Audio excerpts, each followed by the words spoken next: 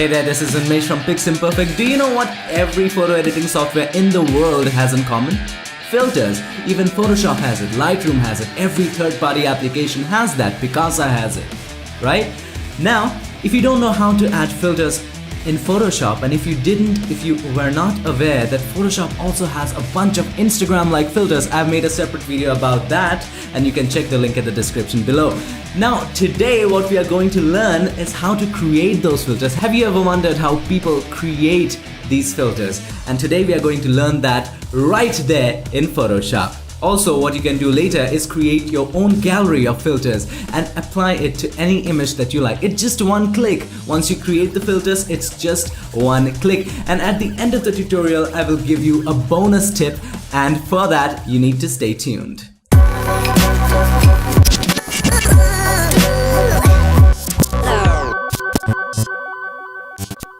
So without any further ado, let's jump straight back into Photoshop. So here in Photoshop, I have imported an image that I clicked back in Mumbai. I'm still in Mumbai, and it's a picture of the Versova beach horse running. So first of all, what we need to do is to create filters for this image. Now, and then that filter will be applied to any image that you like later. So for that, let's go ahead and add an adjustment layer. So the icon for an adjustment layer is this one. So when you click this, you get a lot of options. Now, these are all the parameters that you can use to create your filter. Now, you can add as many adjustment layers as you want, and later we can combine them all to create the filter of your choice. Now, let's go ahead and see what we can add here. We don't want solid color, we don't want gradient. Let's add levels here. Let's fade it a little bit like Instagram. Let's move the slider a little bit to this place. So what happens is, if you move this slider, the darkness of the image or the shadows of the image is lightened. So this slider lightens the shadows of the image. So let's move it a little bit to the point where we like. Fine. And this, let's move this slider. Now that's looking like a filter. Yes, to this point. It's looking great that way. And let's try move this. No, this is not looking good. What this slider does, it just darkens the highlights of the image. Yes, darkens the highlights of the image. And let's see what this does. Yes, I will move it a little bit to the left. Photoshop is all about playing around with sliders and knobs. So let's close that. We have added levels. Let's close this layer and then switch on this layer again. Let's see how it looks with or without it. So this is without, this is with.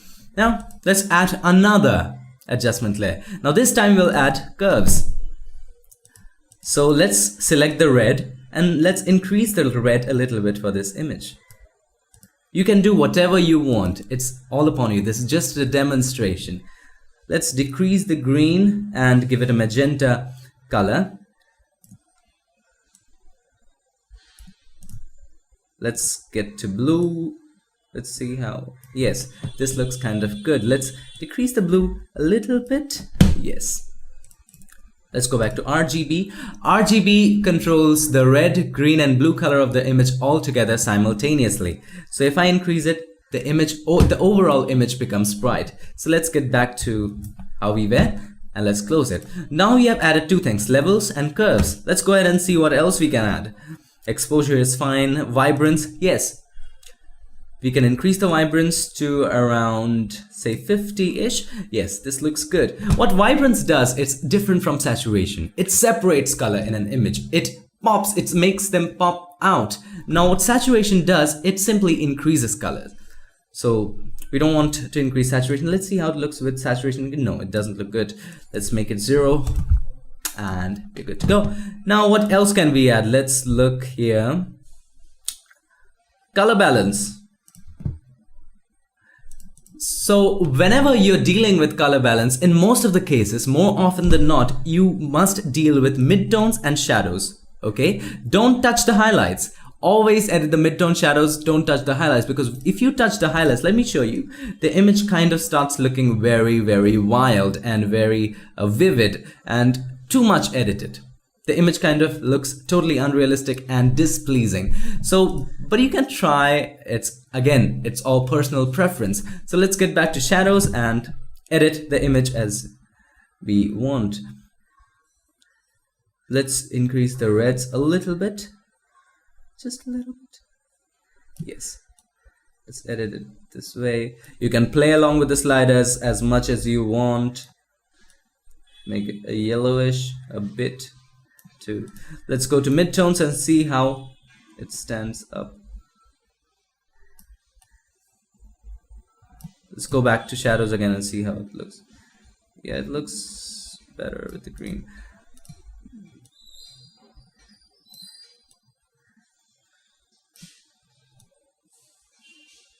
Yeah, so we're done with the color balance. Now let's see what else we can add here. I did another selectable. Let's delete that.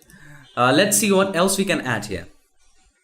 Photo filter. What photo filter does, it gives the image another color. For example, you choose a color you want. For example, you want greenish. You can do that. So, but I don't think we would need photo filter in this image. So you can also posterize the image. Make the image, give it a little bit postery effect. You can do that too. But I don't want that. So that's all I want to edit in this picture. So let's combine them, combine the adjustment layers and turn them into a filter. How do we do that? Let's select the first filter, first layer, and press and hold Shift and select the last adjustment layer, not the background layer, the last adjustment layer, and press Ctrl plus G, and it turns into a group, right? And if you're using a Mac, press Command and G. Now if I turn off the group, it's without the filter and with the filter. Now let's give the filter, I don't think the filter is looking that nice. Let's turn that into a little bit more reddish, kind of sunsetty, moody. Let's move this slider a little bit to the, yeah, now that's looking like a filter. Now that's looking like a filter. It's fine this way. Yeah. Now that looks good. Yes. Now that's a filter. If I move it a little bit more towards the right, yeah. Let's turn off without the filter, with the filter. Now this looks amazing. Now how can we combine all these adjustment layers to create one filter? Let's learn that. It's very simple. Let's go to File, Export, and Color Lookup Tables. Now keep it to medium, let it be medium. Don't never ever choose maximum quality here. What happens is when you select maximum quality, it will take ages to export and ages to load the filter. So set it to medium. That's the mistake I just did the previous time I did this filter effect in Photoshop. Keep the name you want, Horse Fast Run JPEG, whatever name you want, click OK. Wherever you want to save the preset, let's save it on desktop. I've created a folder. Hello, let's save it here. And let's name the filter reddish. Oh, what happened to my typing skills? Reddish red. Let's save that. And the filter is currently saving, and it's saved. Now what do we do now? Let's turn this layer off.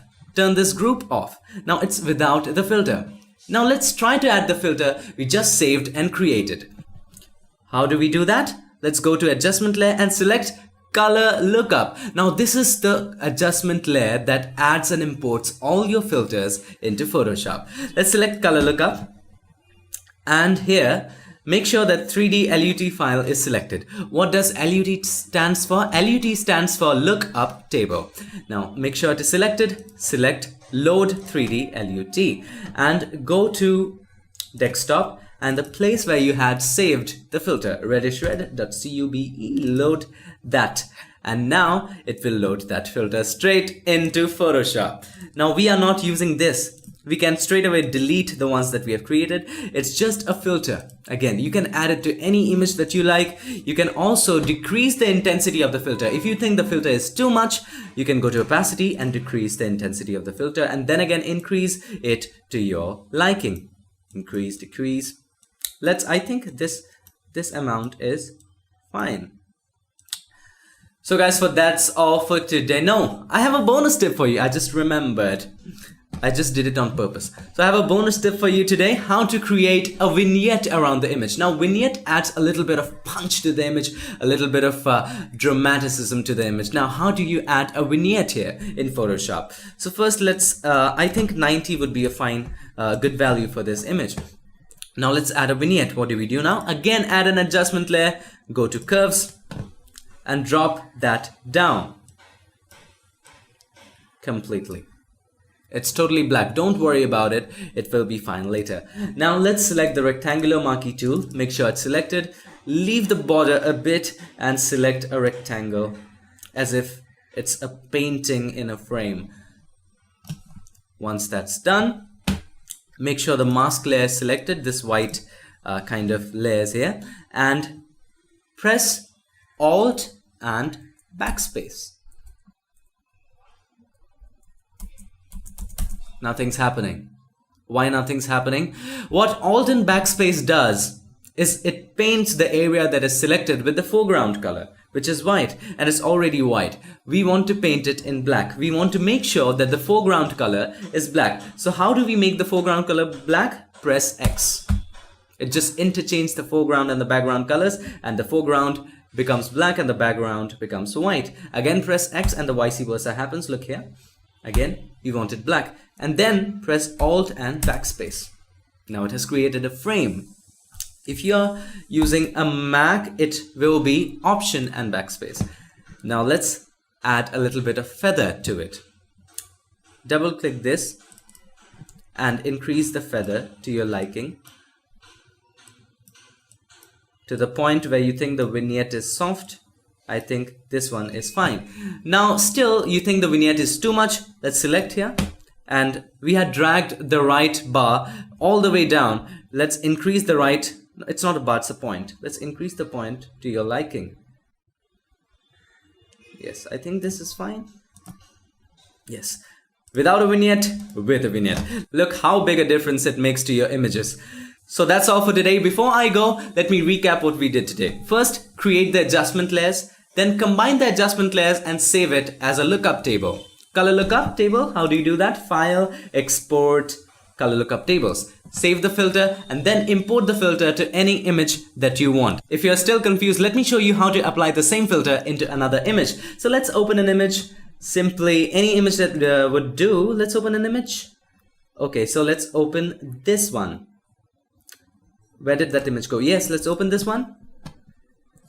And it's processing. Yes. How do we apply the filter? Let's go to this adjustment layer and add color lookup again. Load 3D LUT, click, and let's get back to reddish red.